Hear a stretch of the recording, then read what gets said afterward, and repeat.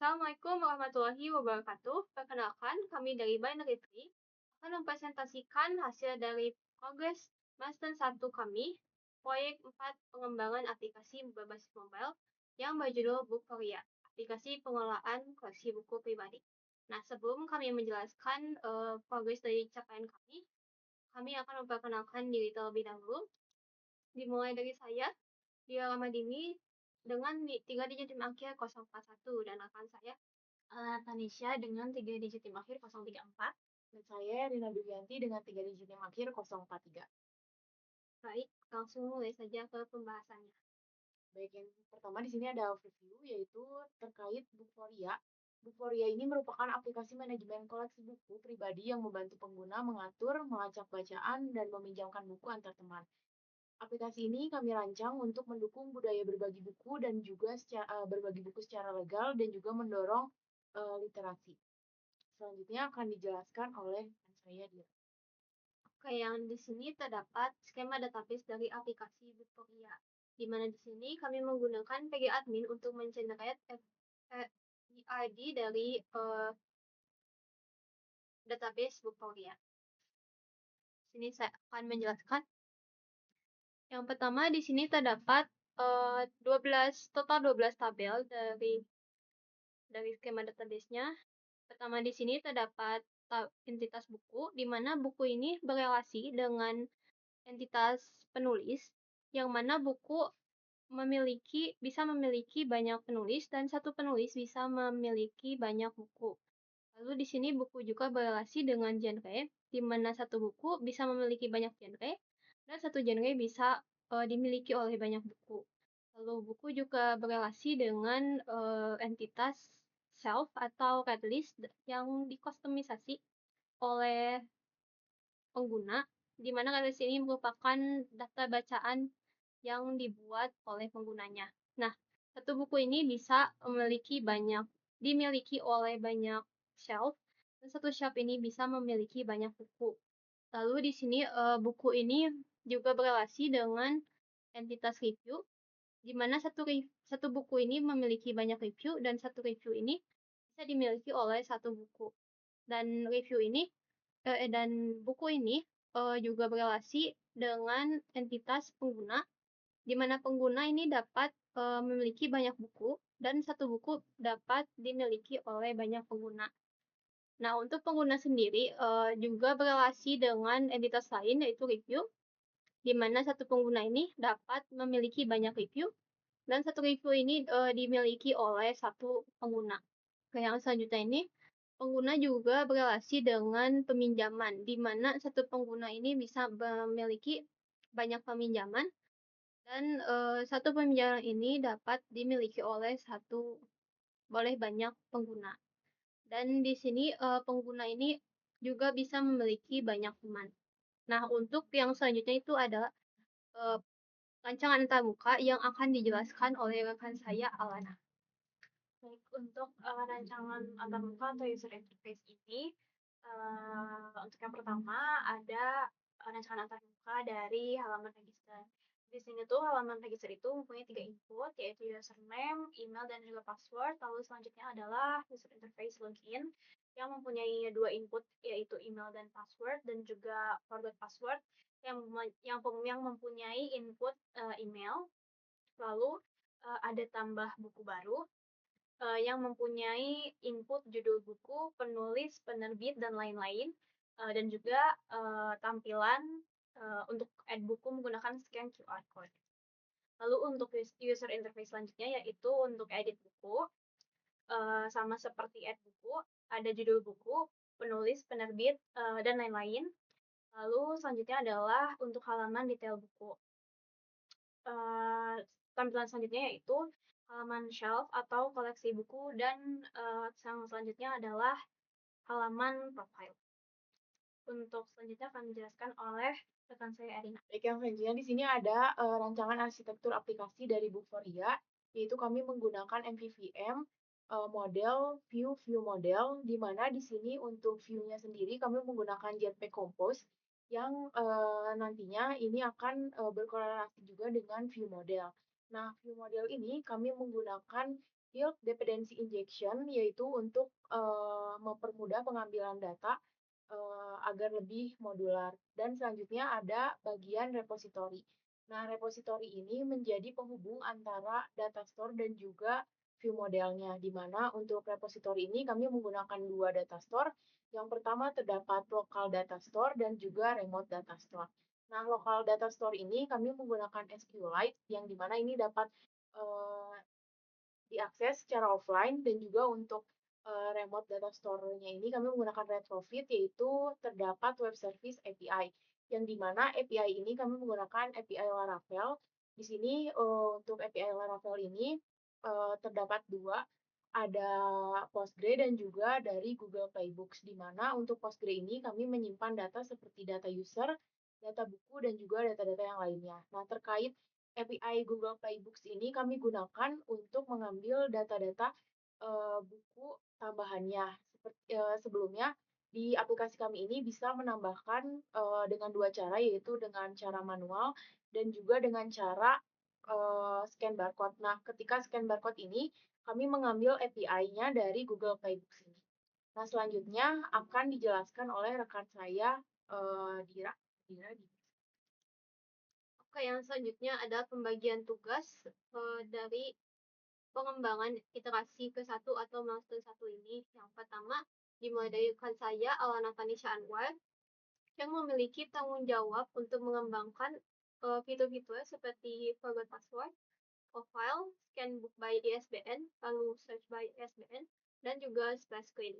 Lalu di sini saya sendiri memiliki tanggung jawab untuk mengembangkan fitur login, search by title, add book by manual input, dan juga book detail. Dan untuk rekan saya, Erina Duyanti, memiliki tanggung jawab untuk mengembangkan onboarding screen, lalu edit book, register, dan juga myself atau tampilan red list dari pengguna. Yang selanjutnya merupakan demo aplikasi dari aplikasi kami.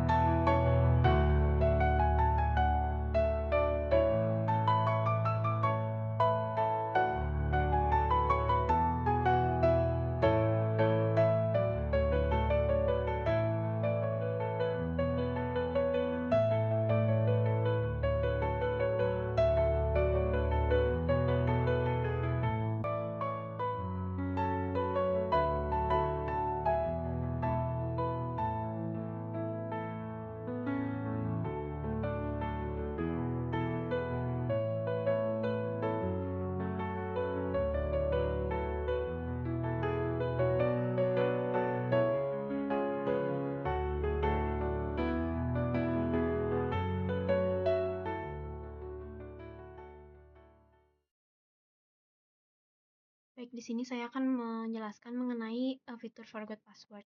Di sini untuk, input utama dari fitur forgot password yaitu email, dan nanti ada button primary button yaitu reset password yang nanti apabila ditekan buttonnya akan memanggil fungsi di Alt View Model, yaitu fungsi forgot password. Nah, untuk mengintegrasikan ke API-nya menggunakan Alt Repository, di sini juga sudah ada fungsi untuk, forgot password. Dan untuk di, back-end-nya, menggunakan user out controller yang sudah ada juga di sini fungsi untuk, forgot password. Nah, nanti di fungsi forgot password ini tuh, akan mengirimkan, link reset password ke email yang berisi token dan juga email. Dan apabila linknya udah ditekan reset passwordnya, itu akan, mendapatkan token yang nantinya tuh bakalan di-handling sama deep link. Nah, deep link itu akan, ada di appNav host dan juga, appNav host dan juga bagian ini reset token email dan juga bagian, main activity. Token dan juga email. Nah, lalu untuk apabila sudah, terdapat token dan juga email, akan langsung di-direction ke halaman reset password yang, terdapat 2 input utama yaitu, password baru dan juga confirm password baru. Nah, setelah ditekan button, maka akan memanggil lagi fungsi, vModel yaitu reset password. Dan juga untuk mengintegrasikannya ke API, juga akan digunakan Alt Repository, fungsi reset password juga. Dan di back-end-nya juga ada fungsi untuk reset password dan apabila, password telah berhasil diubah, maka akan memunculkan pesan password berhasil diubah. Selanjutnya saya akan menjelaskan salah satu fitur yang sudah saya implementasikan yaitu login screen. Di mana di sini terdapat fungsi untuk menampilkan UI dari loginnya. Lalu di sini terdapat get save credential jika user menyentang ingat saya sebelumnya. Lalu di sini terdapat kolom yang berisi ilustrasi, lalu spida dan supida dan juga out text field untuk mengisi email dan juga passwordnya. Lalu di sini terdapat ingat saya dan juga lupa password. Dan di sini terdapat primary button untuk masuk. Nah, ketika primary button ini diklik, maka akan memanggil sebuah fungsi di view model, yaitu login, yang dimana di fungsi login ini akan memanggil suatu fungsi di out repository dan juga akan menyimpan kredensial di data store. Nah, kita ke repository. Nah, di repository ini akan dipanggil sebuah fungsi di API service dan juga akan disimpan akses token dari usernya. Akses token ini berfungsi untuk sebagai session dalam aplikasi. Nah, auth repository ini memanggil fungsi login di API service, di mana di API service ini akan memanggil satu endpoint, yaitu login, yang akan mengirimkan body request, yaitu email dan juga password. Oke, lalu selanjutnya di sini terdapat fungsi login untuk API Laravel-nya. Nah, untuk login sendiri, autentikasi sendiri kami menggunakan Laravel Sanctum untuk autentikasinya. Nah, mungkin cukup sekian yang bisa saya sampaikan. Selanjutnya akan dijelaskan oleh rekan saya, Erina. Baik, di sini saya akan menjelaskan terkait hal-hal yang sudah saya kerjakan pada milestone 1. Di sini saya sudah mengerjakan seperti register, lalu ada onboarding, ada juga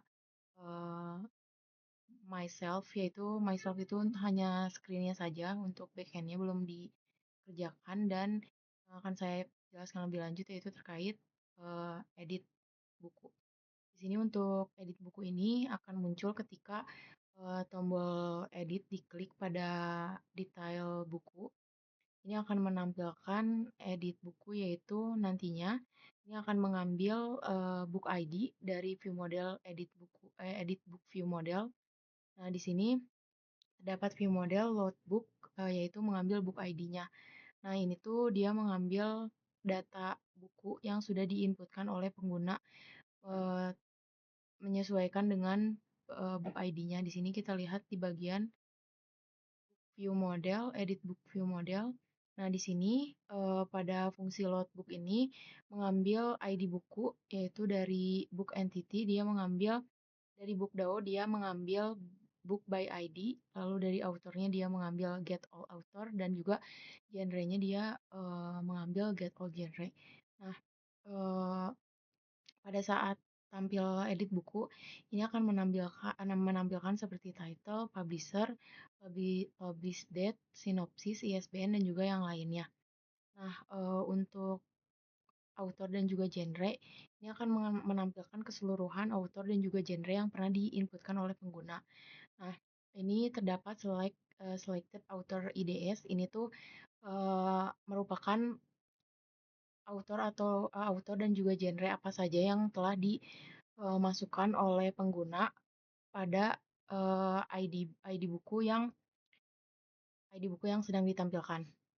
Nah, selanjutnya nantinya eh, ini terkait screen-nya dari edit buku, ada memasukkan judul buku dan juga yang lainnya. Lalu setelah itu ketika nanti diklik buttonnya, maka akan terupdate di bagian edit book view model di sini. Ini akan diupdate terkait ID dan juga mohon maaf terkait title dan juga yang lainnya. Oke, yang selanjutnya adalah kontribusi GitHub untuk tiap anggotanya. Di sini merupakan repository dari Bookpedia bagian Android App, di mana di sini terdapat commit history untuk setiap anggotanya. Nah, bisa dilihat untuk commit ini tidak terlalu merata untuk jumlah commitnya. Hal ini dikarenakan di awal pengembangan itu ada setup environment pengembangan, yang mana ini membutuhkan melakukan banyak commit, dan juga eh, terdapat beberapa anggota yang memang memiliki tanggung jawab yang lebih banyak di bagian screen, sehingga harus melakukan lebih banyak commitnya. Nah, untuk yang selanjutnya ini adalah repository bagian API, yang mana API ini basisnya itu Laravel. Nah, untuk API ini juga sama seperti bagian Android, di mana ini juga terdapat beberapa ketidakseimbangan untuk commitnya, dikarenakan tidak semua anggota ini memiliki tanggung jawab fitur yang berhubungan langsung dengan API-nya. Dan untuk menanggulangi hal ini, kami sudah melakukan penjadwalan ulang dan juga pendistribusian fitur untuk milestone 2 yang selanjutnya akan dilakukan untuk mencegah ketimpangan dan juga melakukan distribusi fitur dengan lebih baik. Siap ya, siap. Untuk selanjutnya, saya akan membahas pada bagian capaian dari kelompok binary tree dalam rangka pengembangan aplikasi Bookpedia. Di sini itu terdapat total fiturnya 28 dengan total fitur yang sudah selesai 11 dan juga yang belum mulai itu 17 fitur. Dan juga di sini juga dapat terlihat presentase dari fitur-fiturnya yang selesai itu 39,3%, lalu yang untuk yang belum mulai itu 60,7%. Lalu di sini juga terdapat detail dari atau subfitur yang telah kami kerjakan, diantaranya login dengan PIC-nya Dira, register dengan PIC-nya Erina, forgot password PIC-nya Alana, onboarding PIC-nya Erina, splash screen PIC-nya Alana, tambah buku ke koleksi PIC-nya Dira, lalu edit buku di koleksi PIC-nya Erina, pencarian buku dengan scan barcode PIC-nya Alana, pencarian buku PIC-nya Dira, detail buku dan home juga PIC-nya Dira.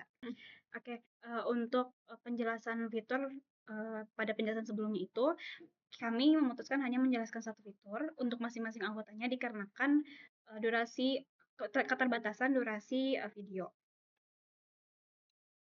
Lalu untuk rencana pengembangan selanjutnya, yaitu tahap milestone 2 untuk pengembangan aplikasi Bookvaria. Di sini di antaranya ada detail fiturnya, request meminjam buku, request pertemanan, pelacakan buku yang dipinjam, detail profil pengguna lain, pelacakan progres bacaan, rekap bacaan per periode, menambahkan readlist buku, edit readlist buku, hapus readlist buku, detail koleksi atau my shelf, lalu menambahkan review dan rate buku, edit profile, change password, detail profile, notifikasi setelah request peminjaman dikirim atau diterimanya, notifikasi request pertemanan, dan juga notifikasi pengembalian peminjaman. Di sini juga kami telah menentukan PIC-nya dengan secara merata.